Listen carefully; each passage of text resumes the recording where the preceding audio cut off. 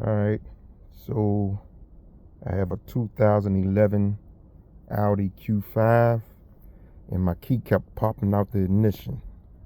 So I did it myself, trying to figure out how I can get this key shift, whatever the hell it is, the key fob, ignition, whatever it is, and found out just how complicated it was and uncomplicated it was.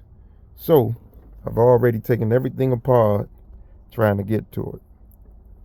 So technically, you have to take apart the whole part of the trim, lift that up, and then get over here, up under here, which is up under the steering wheel. Take this part of the trim off, and this part here. Take all the bolts out, and once you get to this, if you take this off, you can pull this out like this,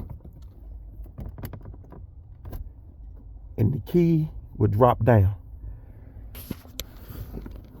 Now, if you don't take it apart, what you end up is breaking your pieces. You don't want to do it. So I got it out. See if I can get another part and just stick it back up in there.